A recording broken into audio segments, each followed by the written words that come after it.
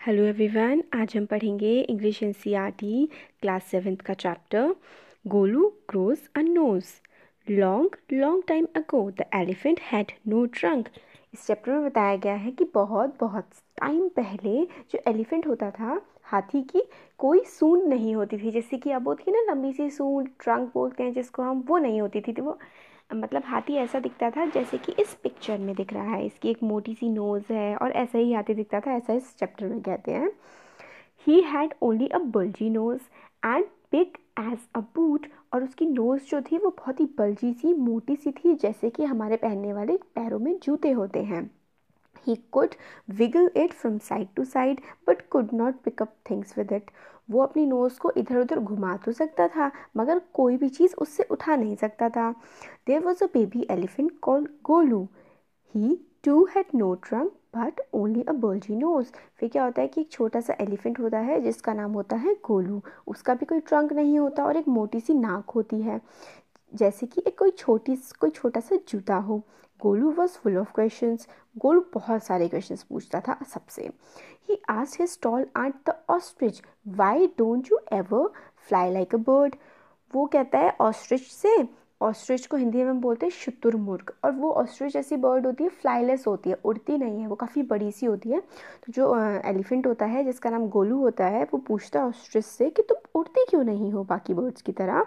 Then he asked his tall uncle giraffe, what makes your skin so spotty? फिर वो giraffe से बोलता है कि तुम्हारी जो स्किन पे स्पॉट्स हैं ऐसे क्यों हैं। फिर क्या होता है कि वो अपने जो एक बड़े से ह्यूज अंकल होते हैं हिप्पोपोटामस, वो उनसे कहता है कि आपकी आंखें जो हैं ये हमेशा रेड क्यों रहती हैं। फिर वो अपने एक हेयरी से, जिनके बहुत सारे बाल होते हैं, बबून होता है, उससे पूछता है कि ये जो लेमन्स होते हैं, मेलन्स मेलन्स जो होते हैं, उनका टेस्ट मेलन्स जैसा क्यों होता है, जैसे वाटरमेलन और ये जो मेलन्स होते हैं ना सारे, जो गर्मियों में आते हैं जो फ्रूट्स, वो मेलन्स होते हैं, काफ़ी ज़्यादा पानी होता है जिसमें। उनसे पूछता है बबून से कि आप ये बताइए कि मेलन का टेस्ट मेलन जैसा ही क्यों होता है। Ostrich, giraffe, hippopotamus, baboon had no answers to Golu's question. तो मगर किसी के पास भी गोलू के जो क्वेश्चन होते हैं ना, उनका आंसर नहीं होता है। Golu is a naughty baby, they sad. They ask he ask such difficult questions. फिर वो लोग कहते हैं कि जो गोलू है वो काफ़ी ज़्यादा नॉटी शैतान बच्चा है और वो बहुत ही डिफ़िकल्ट से क्वेश्चंस पूछता है। One day Golu met the myna birds sitting in the middle of a bush. एक दिन क्या हुआ कि गोलू ने एक मैना बर्ड को देखा, मैना बर्ड होती है ना, उसको देखा और उससे पूछने लगा कि जो क्रोकोडाइल्स होते हैं ये डिनर में क्या खाते हैं, जो मगरमच्छ होते हैं वो रात को खाने में क्या खाते हैं। तो मैना ने कहा कि जाओ नदी के किनारे, कौन सी रिवर, लिम्पोपो रिवर, और फाइंड कर लो जहाँ पे बहुत ज़्यादा ग्रासी लैंड है और फिर उसके किनारे बहती है लिम्पोपो रिवर, तुम वहाँ पे जाओ और पता कर लो, पूछ लो जाके। गोलू वेंट होम, गोलू घर गया।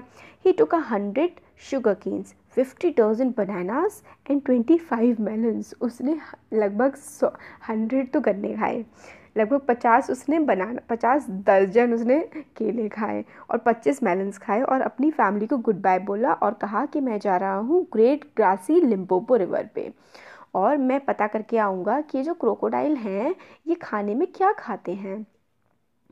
उसने कभी भी किसी क्रोकोडाइल को देखा नहीं था और उसको ये भी नहीं पता था कि वो दिखते कैसे हैं।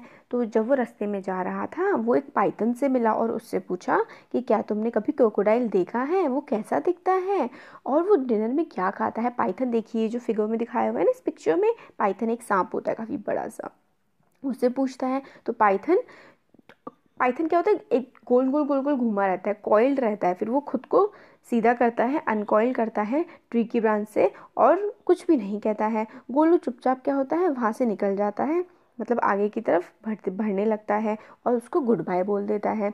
फिर क्या होता है, गोलू चलता जाता है और शुगर केन्स खाता है, वो बनानास खाता है, मेलन्स खाता है और कुछ दिनों बाद वो बिल्कुल किनारे पर पहुँच जाता है ग्रासी लिम्पोपो रिवर के। On the bank of the river, उसको रिवर के किनारे पे एक लकड़ी का लॉग दिखता है, मतलब लकड़ी का पट्टा कह सकते हैं आप, वो दिखता है उसे। और वहाँ पे जो सच में होता है वो एक क्रोकोडाइल ही होता है जो उसकी तरफ देख रहा होता है। तो गोलू उसको बोलता है, एक्सक्यूज़ मी, क्या आपने कभी किसी क्रोकोडाइल को देखा है? तो क्रोकोडाइल फिर से विंक करता है और अपना जो टेल है वो उसको ऊपर उठाता है, मिट्टी के ऊपर थपथप करता है। फिर वो उससे कहता है, छोटे बच्चे इधर आओ, क्यों ये क्वेश्चन तुम पूछ रहे हो, क्या जानना चाहते हो तुम? तो जो है वो एलिफेंट जो है गोलू, वो उसके पास जाता है और वो फिर क्रोकोडाइल बोलता है कि मैं ही क्रोकोडाइल हूँ, और अपने क्रोकोडाइल टीयर्स को शेड करके गिरा के दिखाता है और कहता है कि हाँ, मतलब विश्वास दिलाने के लिए कि वो सच में एक क्रोकोडाइल है। गोलू को थोड़ा सा डर लगने लगता है, मगर क्या होता है कि वो वहाँ पे थोड़ा सा किनारे पर बैठ जाता है।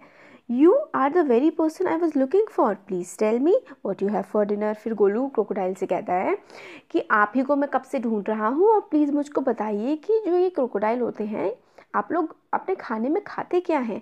फिर वो क्रोकोडाइल कहता है कि इधर आओ, थोड़ा पास आओ, और मैं जो है तुम्हें बहुत ही आराम से ये बात बताऊंगा। I will whisper the answer you. Whisper मतलब होता है फुसफुसाहट सी, जो बिल्कुल धीरे से बोलना। गोलू क्या करता है कि जो अपना हेड होता है वो क्रोकोडाइल के आगे कर देता है, और क्रोकोडाइल उसको पकड़ लेता है उसकी नाक से। फिर वो कहता है कि I think said the crocodile today a baby elephant will be my dinner.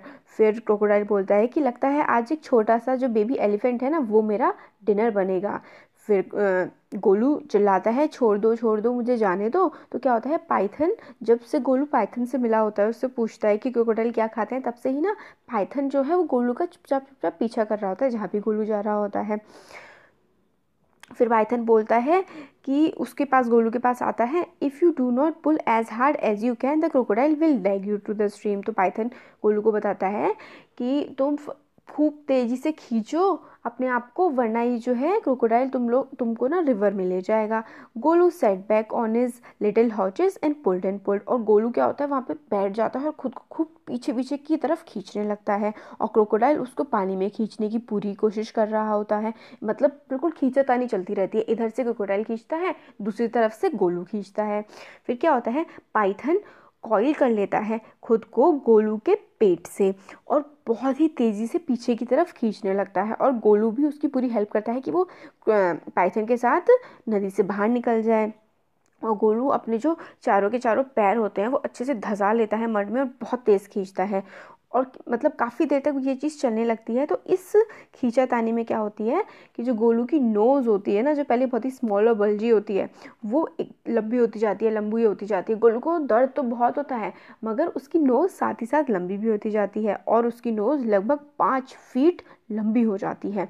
और गोलू क्या होता है, बैठ जाता है, और जब उसकी नोज़ लंबी होती जाती है तो वो पीछे हो जाता है और उससे छूट जाता है। फिर क्या होता है, गोलू बैठता है, जब क्रोकोडाइल से उसका पीछे छूट जाता है। Golu sat down with his nose wrapped up in a big banana leaf and hung it in great grassy Limpopo river to cool. और फिर क्या होता है कि जब वो क्रोकोडाइल वहाँ से चला जाता है, फिर वो आराम से बैठता है, अपनी नोज़ को ठंडा करता है, और कुछ बनाना की जो लीव्स होती हैं वो उसकी नाक से लटक रही होती हैं, और वो थोड़ा आराम करता है वहाँ पे। फिर क्या होता है, at the end of the second day a fly came and stung Golu on the soldier. फिर एक उसके अगले दिन क्या होता है कि एक छोटी सी मक्खी आती है, वो गोलू के काटती है उसके शोल्डर पे, उसके कंधे पे। फिर क्या करता है, गोलू अपनी बड़ी सी नाक को उठाता है और फ्लाई को मार देता है उस मक्खी को। Advantage number 1, his the Python. फिर पाइथन जो होता है वो कहता है कि देखो, ये पहला एडवांटेज है तुम्हारी लंबी नोज़ होने का। पहले क्या होता था कि तुम्हारी नोज़ इतनी छोटी थी, तुम कुछ भी नहीं कर पाते थे, अगर कोई फ्लाई आती तो तुम उसे मार ही नहीं पाते। तो अब क्या हो रहा है, अब तुम अपनी नोज़ को अपने शोल्डर तक पहुंचा सकते हो। तो ये है इस लंबी नोज़ का पहला एडवांटेज। फिर ही dusted it against his forelegs and stuffed it into his mouth. हाँ, तो फिर क्या होता है कि वो मक्खी को मार देता है और अपनी नोज़ को झाड़ देता है। फिर पाइथन कहता है एडवांटेज नंबर 2, हिस का मतलब होता है कि जो पाइथन होते हैं या फिर जितने भी सांप होते हैं ना, इनकी जो साउंड होती है वो साउंड होती है हिसिंग साउंड, वही इसमें यूज़ किया गया है यहाँ पे। You could not have done it with a small nose, don't you think the sun is too hot now. फिर क्या, हाँ, फिर सेकेंड एडवांटेज जो उसको बता रहा होता है वो ये होता है कि वो अपने इस लंबी सी नोज़ से जो ग्रास होती है वो भी तोड़ के आराम से खा सकता था, जो उसकी जो बल्जी नोज़ थी उससे नहीं कर सकता था वो। Golu scooped up some mud from the bank and slapped it on his back. Golu क्या करता है, थोड़ी सी मड लेता है रिवर के बैंक से और अपने उस पे पीठ पे उसको लगा लेता है। फिर पाइथन बोलता है advantage number 3, his the Python, you could not have done it with a small nose, कि आप ऐसा भी नहीं कर सकते थे जब आपकी नाक छोटी थी, अपनी पीठ तक मड को भी नहीं पहुंचा सकते थे। Thank you mister Python, said Golu gratefully, I will remember all this, now I will go back to my family. फिर जो वो होता है एलिफेंट गोलू होता है, वो कहता है पाइथन को थैंक यू सो मच इतनी सारी बातें बताने के लिए, और अब मैं वापस जा रहा हूँ अपनी फैमिली के पास। तो हो गया यहाँ पे हमारा चैप्टर कंप्लीट। आपको कैसा लगा कमेंट सेक्शन में कमेंट करके बता सकते हैं। अच्छा लगा तो वीडियो को लाइक करिए और चैनल को सब्सक्राइब करिए। Thank you so much.